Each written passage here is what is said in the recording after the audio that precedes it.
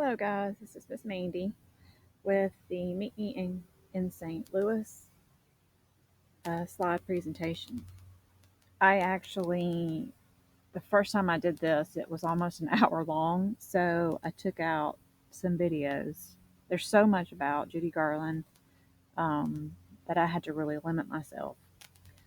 So let's get started. So, Sally Benson's story first appeared in the New Yorker magazine between June 21st, 1941 and May 23rd, 1942. I actually found a picture of the original magazine, the New Yorker. It's for sale on eBay if anybody wants it for $45, and it will have that article in there, or these little short stories in there by Sally Benson. She had 12 installments, were published under the collective title of 5135 Kensington. Now, this is the fictional address of the Smiths' house. And after Sally Benson sold the MGM the rights to the stories in early 1942, and she was hired to work on the screenplay, this is when the stories were changed to the new title of Meet Me in St. Louis. Each chapter of the novel covered a month of the year, and according to modern sources, Benson's story was based on her own experiences growing up in St. Louis. Tootie was based on herself, and Esther was an inspired character of Sally Benson's older sister. There was actually an early draft of this screenplay for Meet Me in St. Louis that included a subplot in which Judy Garland's character Esther is blackmailed. That just sounds really far fetched, and I'm glad they did not stick with that. Um, Blaine went to the Beverly Hills Public Library for inspiration and found a photograph of a 1903 trolley. And the caption that was on this photograph said, "Clang, clang, clang went the trolley." And those are the words that later were incorporated into the song's famous chorus. Now, Margaret O'Brien was a very famous child star. She is in, for those who have had me for British literature, she is in the Jane Eyre movie version that we watched. She is little Adele. And she's also in one of the, I want to say 1949 version of Little Women. um, just a, oh, and she's also in The Secret Garden. That's a really good one to watch. So Vincent Minnelli noted in a television interview that in order to provoke anger and tears during O'Brien's emotional Christmas Eve scene, her mother told her in private that her dog had died. Isn't that sad? But this is what I'm about to show you is Margaret O'Brien, the real Margaret O'Brien, on tour in St. Louis. No, I've got a slide for The Simpsons. All right, here we go. Clang, clang, clang went the trolley. Ding, ding, ding went the bell. Her face may no longer be familiar to a lot of people, but for millions of classic movie fans, her name still clangs a bell. Now, when Margaret O'Brien was a little girl, she was one of the biggest stars in Hollywood. Today, she can still draw a crowd, as she did during her recent visit to St. Louis for a screening of the 1944 film that made her a star. 2019 is the 75th anniversary of Meet Me in St. Louis, so it seemed only fitting to the folks at Turner Classic Movies to arrange for fans of the movie to meet her in St. Louis. It's wonderful to be here in St. Louis. I used to come here as a little girl with my mother, and we would come through that Union Station. Oh, Bart. Didn't mean to do that. I wanted to show y'all something. Okay, I don't know if y'all noticed this, but I did. Okay, so you have this clip right here. She's just where after the Halloween scene, and she's got that on her nose. Did y'all notice that the Margaret O'Brien that's speaking has a nose ring? And it's like right where that would be. I don't know if anybody else noticed that. Okay, let me fast forward this. So sorry about that. See? Oh, I'm not recording this again. Playing jump rope with the kids. Let's go back. Are still sharp. especially of her co-star, Judy Garland. Working with Judy was wonderful. She was actually a very happy person. She loved playing jump rope with the kids on the set, and she loved kind of being a kid, you know. The film was directed by Vincent Minnelli. That's him giving Margaret O'Brien some direction. But it was Minnelli's relationship with Judy Garland that took her life in a new direction. This happened to be a very happy time for Judy because she met Mr. Minnelli and they had a little romance on the set. And of course, a year later, Liza was born. So if it hadn't been for Meet Me in St. Louis, we may have missed all wonderful performances of Liza Minnelli. And I don't think many people realize that he did a lot of the antiques on the sets. He would even check the doorknobs. He did everything. If it hadn't been for Vincent Minnelli, there would not have been a Meet Me in St. Louis. For the past 3 years, Turner Classic Movies has sponsored a contest inviting movie fans in cities with particular connections to classic films to compete for a hometown screening attended by one of the original stars. This year, the winner was St. Louis. The film was screened at the Tivoli, which Margaret O'Brien saw for the first time from the window of the Loop Trolley, a photo opportunity alluding to the trolley song, one of the best known from the film. But it was another song from Meet Me in St. Louis that became the most endearing and enduring. Have yourself a merry little Christmas. But it might have become neither if it hadn't been for Judy Garland insisting the lyrics to Have Yourself a Merry Little Christmas be changed. We're leaving St. Louis. It's all terrible, it's horrible. And Judy said, I don't want to sing that to little Margaret. I want to make her happier because she's sad enough as it is to leave St. Louis. So Judy and Hugh Martin got together and really rewrote those lyrics. In a day and age when you might think classic movies would be fading from memory, TCM's success seems to suggest they are more popular than ever, not because of the times in which they were made, but because of the times in which they are shown. We have never been as divided as we are now. I think the role that we play now is as important as it's ever been. Yeah, there's no cure to like the top hat. That's right. Nobody hates their neighbor because he likes Fred and I like Ginger. You never feel like you're making a classic. You're making a movie. You hope it's going to be good, but you don't realize it's going to go on for generations to come. And now, for years to come, hundreds of fans of the film will be able to say they met Margaret O'Brien in person. Right here where we live. Right here in St. Louis.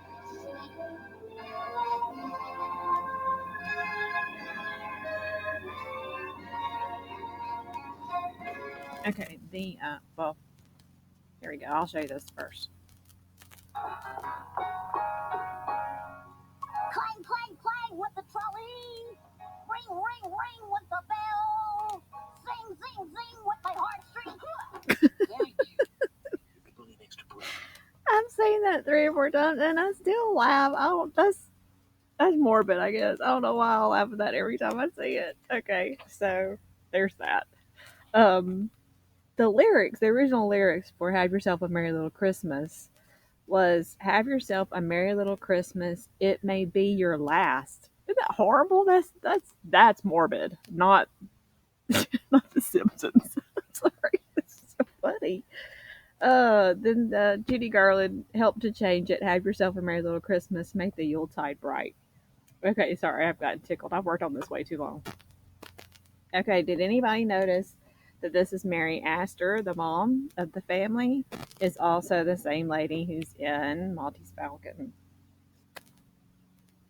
This young lady who plays the older sister Rose, her name is Lucille Brimmer, was handpicked by producer Arthur Freed.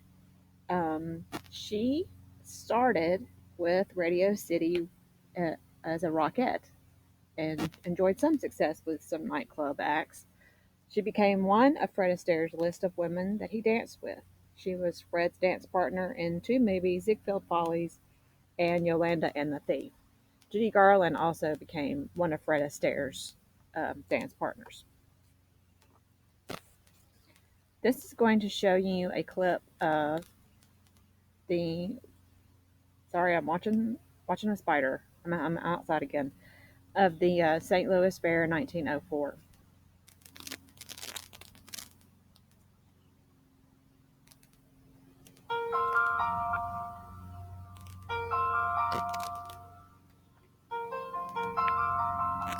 Originally designed to be a small festival commemorating the 100-year anniversary of the Louisiana Purchase, the 1904 St. Louis World's Fair evolved into a showcase of modern culture.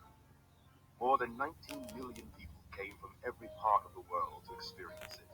It had a palace of manufacturers, America's first shopping mall, a palace of education, the full working farm and an art school from Austria housed inside. Most impressive was the Palace of Electricity, which showcased the wonders of electric lighting. The St. Louis Art Museum, Forest Park, and the modern-day Olympics all had their start at the Great Fair of 1904. And it happened right here in Missouri.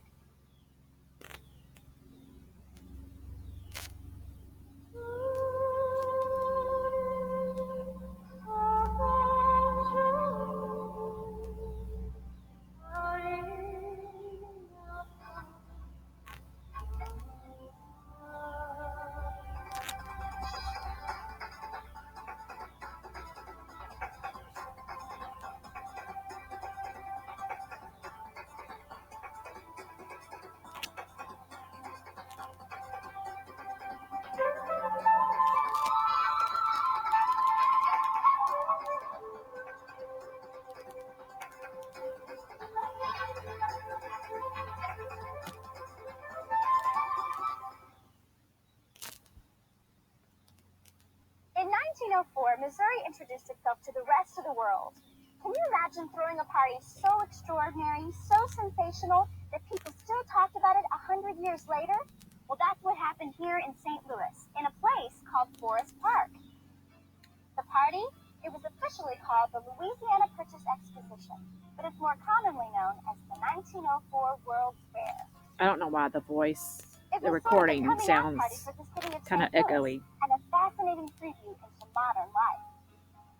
Originally, it was designed as a small festival to commemorate the 100th anniversary of the signing of the Louisiana Purchase. But by the time it opened in 1904, it had grown to become the World's Fair.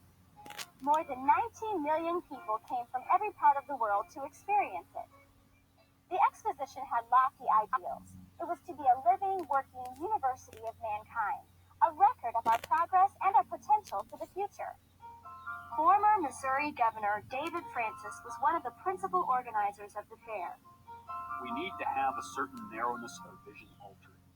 We need to learn something of our own merits and possibilities, so that many of our own people will realize a little better than they do that St. Louis is, in this way, as great a city as any on the continent.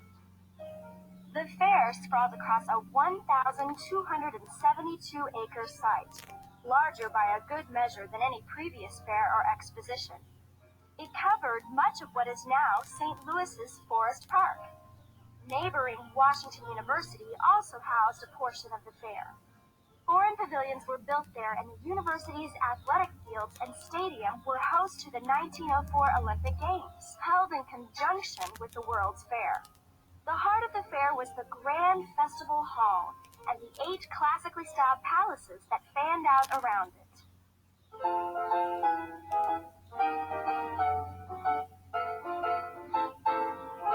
Each of the palaces had their own architect, and that so that they didn't all look the same.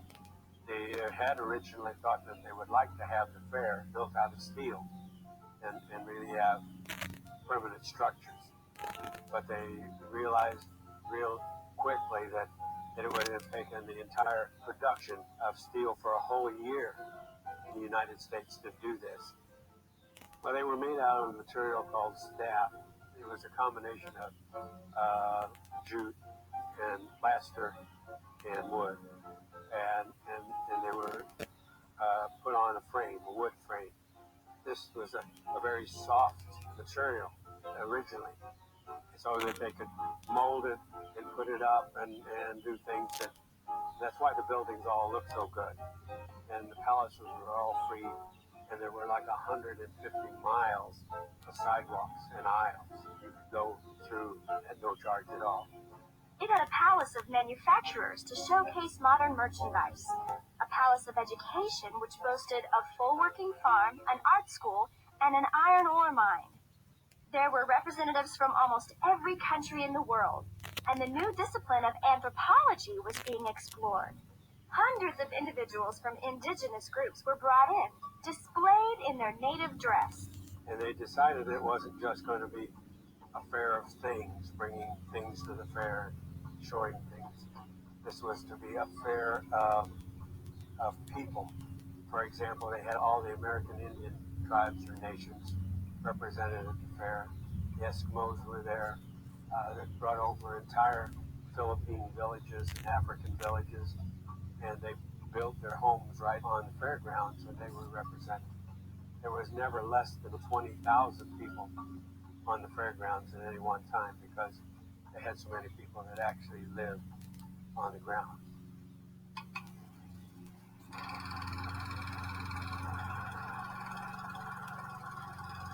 By 1904, still photography was becoming commonplace. It was the motion picture that was new. These rare film images of the fair captured both the grandeur and the folly of this magnificent event.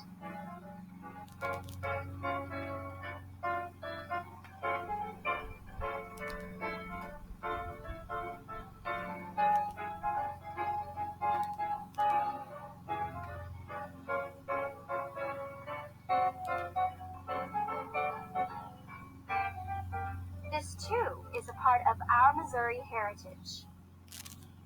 Soldiers reenacted scenes from the South African Boer War.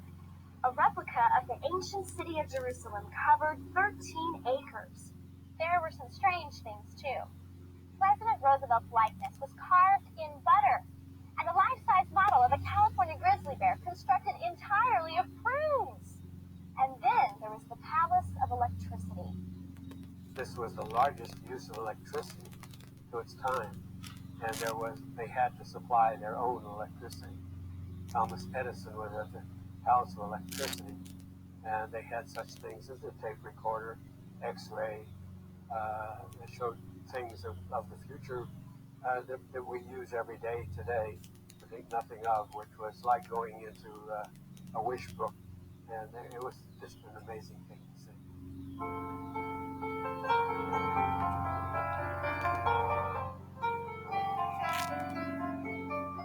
Most of it is gone now. Within months of the fair's closing, most of the magnificent architecture had disappeared. Most, but not all. If you come to Forest Park today, you'll see the legacy of this historic event. And if you stretch your imagination, you'll feel the magic, too.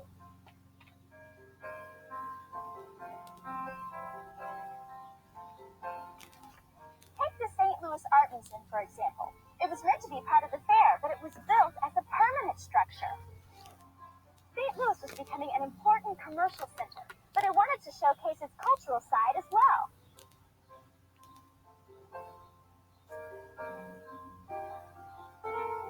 This building, built to house one of the world's greatest art collections, is still in use today, delighting patrons with thousands of paintings, sculptures, and other artwork.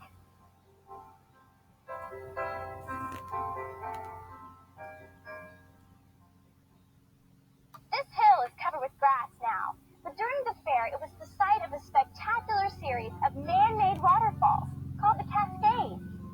Noted St. Louis composer Scott Joplin was so entranced by the Cascades, he wrote one of his best-loved piano rags in its honor. The Cascades are gone, but here at the bottom of the hill, the lagoon that received all that clear water is still here. Imagine this in 1904. On either side of this lagoon, there were extraordinary buildings, built in a heroic style. Then, 7 months after it opened, the fair was closed. Jerusalem vanished. The Tyrolean Alps and the Irish village that once thrilled fairgoers were gone. All that was left was a memory so deeply imprinted in our history that it's still legendary today. The 1904 World's Fair is a part of your Missouri heritage.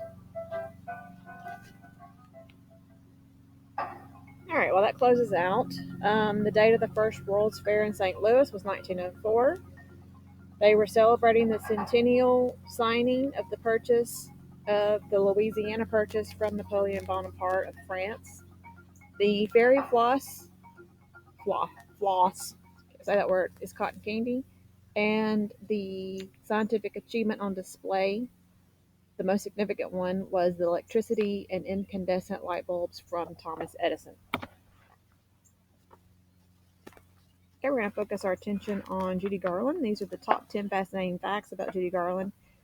This, you may recognize, this is Renee Zellweger. She did a movie based on Judy Garland's life. This classic Hollywood actress was a star that burned out too soon. Welcome to Ms. Mojo, and today we're counting down our picks for the top 10 important facts about Judy Garland.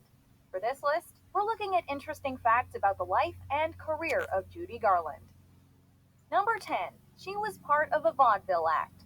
Considering her position as one of the greats of Hollywood, it should come as no surprise that Judy Garland's family was in show business long before her career really took off. Both of Garland's parents were actually vaudevillians who ran a theater where vaudeville acts performed. Will we mommy? Judy herself, who was born Frances Ethel Gum, actually performed there as of the age of 2.5, singing Jingle Bells for a holiday show.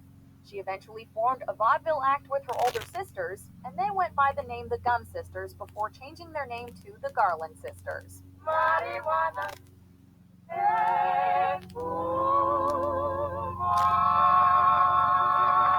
Number 9. She and Mickey Rooney were friends.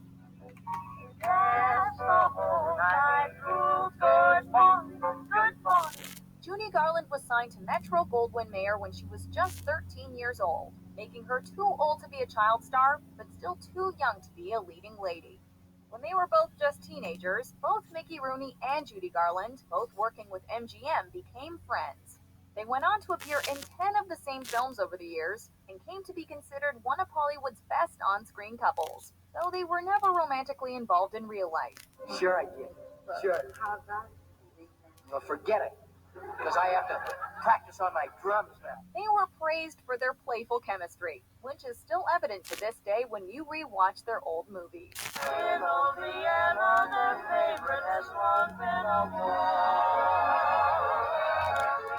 Number 8. She had killer live performances. That one you has run off and I'm done you. Judy Garland may be best known for her film roles, but in fact her live musical performances were something to behold, and may have been even more impressive than her on-screen ones. But when you hear trumpets give a call, you'll know the joint is really jumping down at Carnegie Hall. She went back to her stage roots many times throughout her career, with one of the most memorable and notable examples being when she played for Carnegie Hall in 1961. The show has been called the greatest night in show business history, and for good reason. The recording of the performance won Album of the Year at the Grammys, making Garland the first woman to ever take home the prize. That's where you find me. Number 7. She almost didn't play Dorothy Gale. Don't cry, Dorothy. We're going to get you to the wizard. We certainly are. The Wizard of Oz might just be the most iconic movie of all time, and it's nearly impossible to imagine anyone but Judy Garland playing Dorothy. Somewhere over the rainbow. But as with many projects, there were several other actresses considered for the part before Garland was cast. Whoops. Sorry, there's a caterpillar crawling up my leg. Hang on a minute. and get him off. I was like, what the heck? That's like the third caterpillar. Alright, I promise I won't replay that whole thing, but dudes, I'm not recording this again. Not gonna do it. Fiction. There, lie quiet now. You just had a bad dream. Number 5. The film she was almost in. Because of her struggles with drug addiction, Garland ultimately lost out on major film roles to other actresses. She was cast in 2 films where she was set to co-star with Fred Astaire, The Barkleys of Broadway and Royal Wedding. Am I late? Okay. I'm sorry, Mr. Hughes. I need to back up. I couldn't catch it. This is good. Kind of missed a part. But as with many projects, there were several other actresses considered for the part before Garland was cast, including Shirley Temple and Deanna Durbin. Because of contract issues, however, Garland got the part, and the rest is Hollywood history. Toto, I have a feeling we're not in Kansas anymore. In the role, she was supposed to be playing younger than her 16 years, so her costume included restrictive corsets to give her a more childlike appearance. If I ever go looking for my heart's desire again, I won't look any further than my own backyard. Because if it isn't there, I never really lost it to begin with. Number 6. The Wizard of Oz was the start of her addiction history. Some place where there isn't any trouble. Do you suppose there is such a place, Toto? Later in life, Judy Garland dealt with issues of addiction, but it turns out her relationship with prescription medications started at a young age. According to Gerald Clark, her mother actually started giving her pills before she was even 10 years old to make her more energetic. Garland alleges that on the set of The Wizard of Oz, she was prescribed amphetamine so that she could keep up with the fast pace of filming, as well as barbiturates to act as sleep aids. Though these claims have been denied by others, Garland maintained that this was the beginning of her battle with addiction. There, lie quiet now. You just had a bad dream. Number 5. The film she was almost in. Because of her struggles with drug addiction, Garland ultimately lost out on major film roles to other actresses. She was cast in 2 films where she was set to co-star with Fred Astaire, The Barkleys of Broadway and Royal Wedding. Am I late? I'm sorry, Mr. Hughes. I couldn't catch a bus. But she had frequent absences on set and began calling in sick during principal photography, so she was replaced by Ginger Rogers in The Barkleys of Broadway and Jane Powell in Royal Wedding. Why, it's amazing. Yes, it is rather, isn't it? She was even set to star in Annie Get Your Gun, but similar commitment issues led to her being replaced by Betty Hutton. You can't kill a man with a gun, with a gun. After all this, MGM canceled their contract with Garland after a partnership that lasted for 14 years. Number 4. She was body shamed. Though by today's standards, a young Judy Garland had a seemingly slim figure, she was considered to be overweight by the studio she worked for, and was forced to be on a restrictive diet, with employees keeping tabs on what she was eating. Don't run home and cry. She was even given amphetamine diet pills. She shared a recollection of this time in later years, saying, quote, "From the time I was 13, there was a constant struggle between MGM and me, whether or not to eat, how much to eat, what to eat. I remember this more vividly than anything else about my childhood." You make me love you.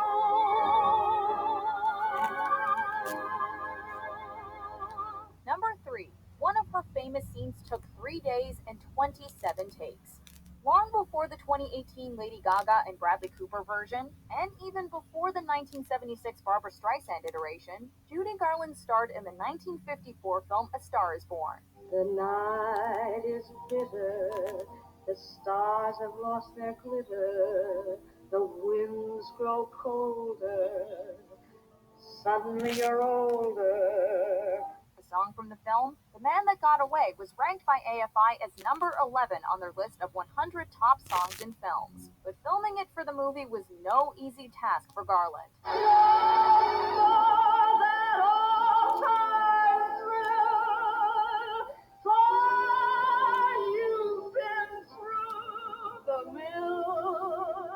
They shot the scene 3 different times on 3 separate occasions, with one of those shoots taking 3 days and a whopping 27 takes to get right.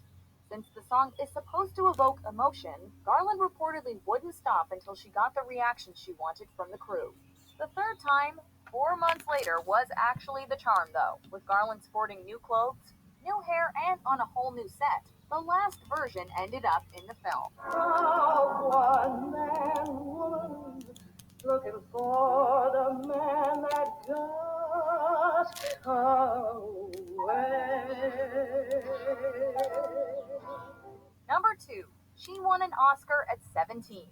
In 1939, Judy Garland put out 2 major films. One was, of course, The Wizard of Oz, but Babes in Arms was also released that year.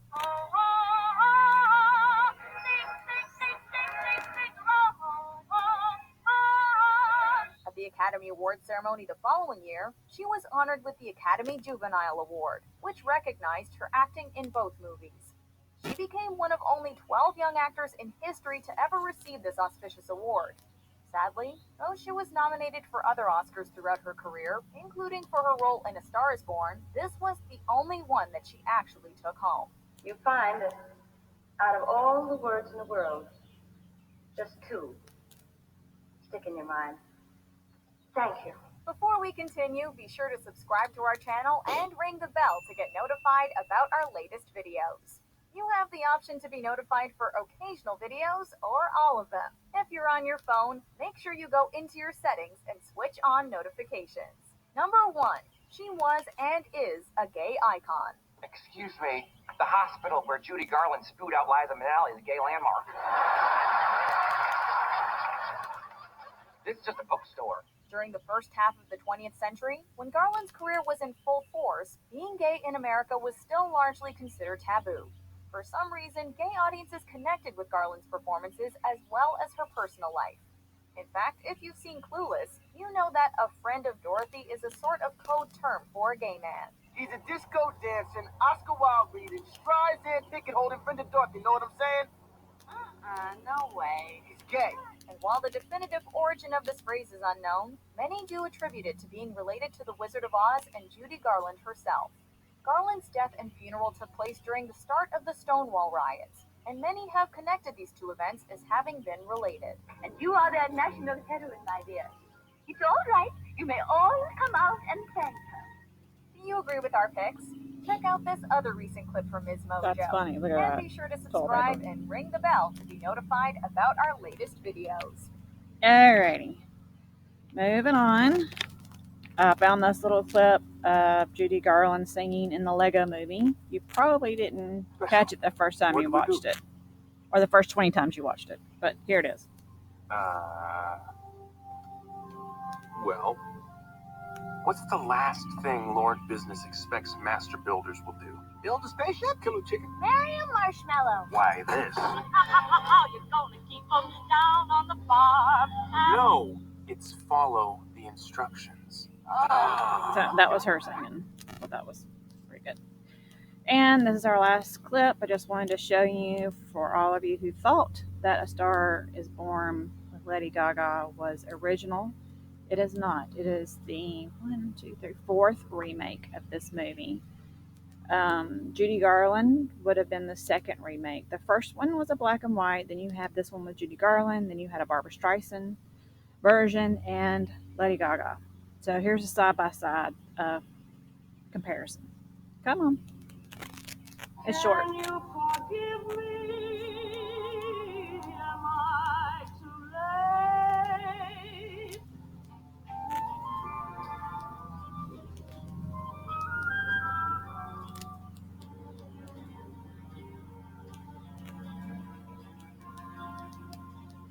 Hey.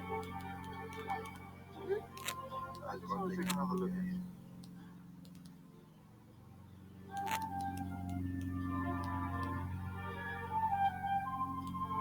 The winner is Vicky Lester. All I can do is to say them to you from my heart. And Thank you to my Congratulations, my dear. I made it just in time, didn't I?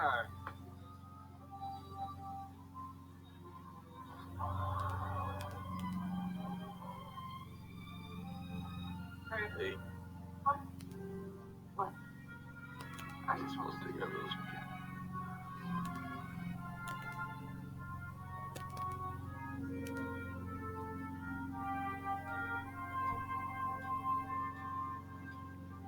Hello, everybody. Hello, I'm Alan. This is Mrs. Norman Maine.